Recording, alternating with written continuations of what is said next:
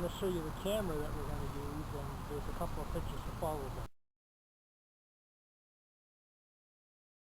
In this very spot, I had planted a tree in the memory of a 17-year-old young woman that was murdered. The tree was tagged, there was an inscription on it with her name, and it said in memory of her and the year she was murdered. And somebody stole the tree.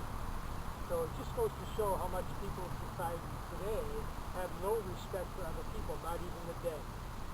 Now, to get back, what we're going to do is we're going to take some of this soil for this segment, and we're going to repurpose an item that we would use. The material that covered the ankle of the leg was removed, and what we're going to do is just use this for a planter. We're going to be a little bit eccentric. So what we're going to do is we're going to claim a little bit of soil here.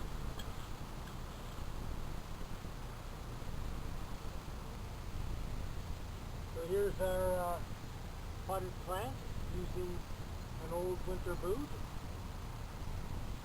So I imagine that you could do this same process with sneakers or runners, kicks, whatever they call them today, or any other shoe, or any other kind of footwear as far as that goes.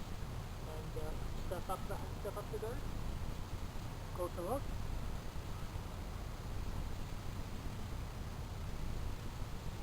I mentioned earlier Zen Garden, or like Japanese garden, which really can be any size. A person living in an apartment can have a Zen Garden that can be 30 centimeters square, or for our American viewers, that's a 1 foot square box, maybe with some sand in it, or a box made to fit, say, 15 or 20 bottles like this here, standing on their lids, and maybe fill it halfway up with sand, and then place their potted plant on top of it. So we're going to have a look at what that might look like using this sand here that's used for beach bowling.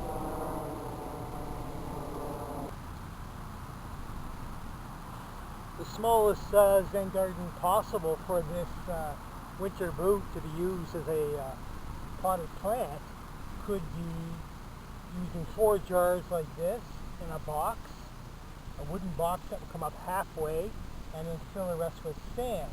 And that would be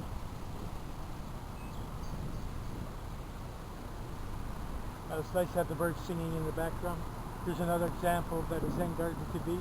Just the winter boot sitting on top of these glass bottles.